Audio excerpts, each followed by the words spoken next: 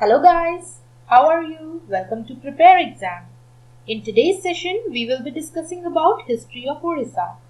We have divided today's session in following categories: historical geography, religion, Orissa art and painting, temple architecture, and political history. Though political history comprises much larger section, hence we have decided that we will be discussing this in another video. So let's begin with historical geography. Prehistoric or Paleolithic era, remnants of Old Stone Age like hand axe, cleaver, scraper, etc. has been found in Mayurbhanj, Sambalpur, Keonjhar, Koraput, Dhenkanal and Sundargarh districts. You can see the cleaver on the left hand side of the slide and scraper on the right hand side. This side depicts the making of hand axe. Here in the map you can see the sites of prehistoric era showing different locations of India where Paleolithic remnants have been found. Tools of the New Stone Age or Neolithic Age, that is chisel, hammer stones, mace heads, etc. were found in Mayurbhanj, Keonjhar, Puri, Dhenkanal, Bolangir, Sambalpur, Koraput and Sundargarh districts. You can clearly witness the following tools of Neolithic age that is absolutely advanced than that of the Paleolithic era. Now moving on to the next slide. Historical development and territorial extent of Orissa from ancient times. In this, we will be discussing different names of Orissa that has changed through time with their respective territorial boundaries. First, coming on to the Kalinga. Mention of the word Kalinga in the Vanaparva of Mahabharata. Here it is stated that Kalinga is a land where river Vaitarani flows. We can find its reference in Buddhist text Panini's writing Mahagovinda Sutanata and in Kautilya's writings. Megasthenes mentioned Gangarid Kalingurum Regia with Gangas as its eastern boundary. In Hakigumfa inscription of 1st century BC, the territorial extent of Kalinga was mentioned to be lying between Ganga and Mahanadi. We have heard of Utkal so many times. It was just another adjacent kingdom of Kalinga, extending from Mednapur to Puri. Utkal was mentioned in Ramayana, Mahabharata, Matsya Purana and Vayu Purana. Raghuvansam of Kalidas and copper plate of Raja Somadatta also speaks about Utkal. And Kalinga, another name of Kalinga. In Indravarman I, the eastern Ganga king, in 537 AD proclaimed himself the ruler of Kalinga and called himself Kalinga Gadhipati. Same name was used by some of his successors. Toshali. It was the capital of Kalinga in 6th century. From Mednapur to Ganjam was known as Toshali, and the north of river Mahanadi was known as Uttara Toshali. Uttar means north in Odia as well as in Hindi, and south territory was known as Dakshina Toshali. According to the Irbango and Soro copper plates, by the end of the 6th century AD, both Toshalis were ruled by Mudgala king. In 8th, 9th and 10th century, the Bhauma dynasty ruled over both Utkala and Kangoda and named it united country as Toshali. And here comes Kaushala. The issue of Kaushal Rajya is still prevalent in western Orissa. During the Gupta rule, Bilaspur, Raipur, Sambalpur, Sundargarh and Bolangir were called as Kaushala, the total of West Orissa. Kaushala's name is also mentioned in Ramayana, Mahabharata, Puranas, and it was mentioned by Hiran Singh, who visited Orissa in 639 AD. Odisha. The name is derived from the word Odra, where the people, according to the Manusmriti. In 11th century AD, Al-Biruni mentioned Udraviyesu. The Ganga inscription of Simachalam assigned to 1352 AD describes the Ganga kingdom as Oryadesha.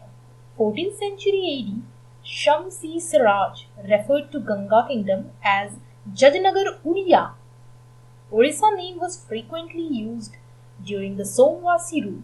During the British rule, Orissa remained divided in Bengal, Madras, and central provinces, which was throat of contention among the people, as it was looked upon as an attempt to suppress the culture and rich heritage of the Oriya people. Orissa in its present shape came into existence on 1st January 1949 after the integration of princely state. And finally, the present name of the Orissa state, Odisha. The name of the state was changed from Orissa to Odisha, and the name of its language from Oriya to Odia in 2011 by the passage of Orissa Alteration of the Name Bill 2010 and the Constitution 113th Amendment Bill 2010 in the Parliament.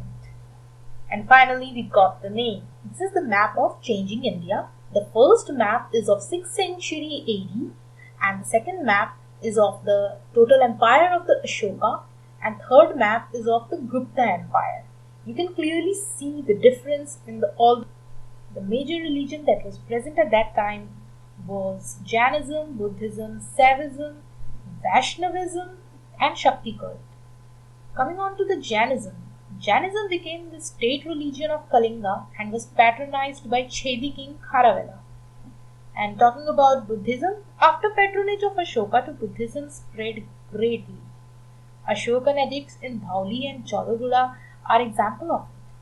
And Buddhist monasteries in Ratangiri, Lalitgiri, Udaygiri was present at that time, and this is being known after the excavation. It found royal patronage during the Bhauma rule. The Buddhism actually found the royal patronage during the time of Bhauma rule. And Shaivism, introduced by Kushanas in 1st AD. It reached its height during Somvasi rule.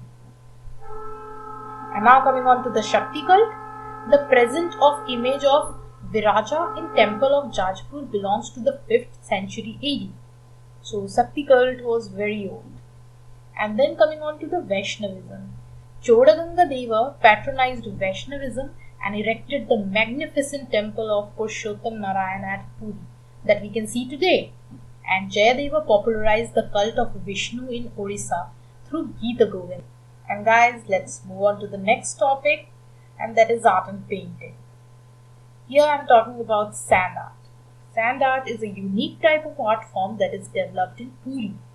And everyone knows about Sudarshan Patnaik. He is a gem of Orissa.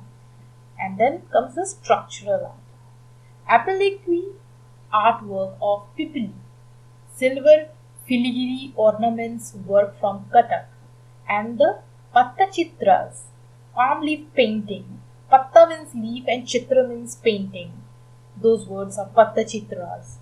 And famous utensils from Nilgiri Balasur. Sambalpuri textiles, especially Sambalpuri sari, that is famous all over the India, equal in its artistic grandeur.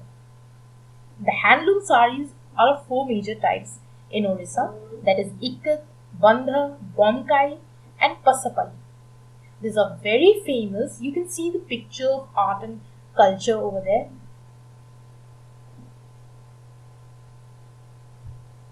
Orissa tribal painting. The tribal painting are intimately related to the religious belief and drawn to appease their deities.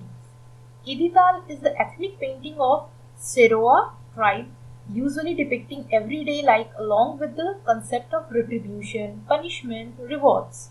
Koans paint their walls of their houses with a geometric pattern called Manjigunda, while the Santal paint their houses with figurative design. Wall painting of Pauri Bhuiya reflect about agriculture, whereas the wall painting of Juan include animal, birds and flowers. And now moving on to the most important topic, that is temple architecture.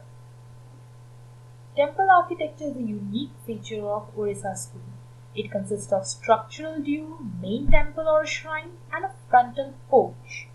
The temple architecture of Lingaraj Temple Bhubaneswar, Jagannath Temple Puri, Sun Temple at Pune all show different style, that is Kalinga style. It consists of structural due, main temple or shrine, and frontal porch that is being discussed earlier.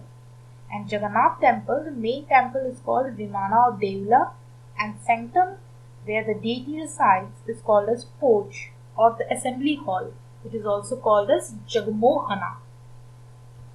Kalinga architecture broadly comes under the Naga style. Temple is made up of two parts, that is Devula and Jagmohana. Walls of both the Devula and Jagmohana are carved with motifs and figurines.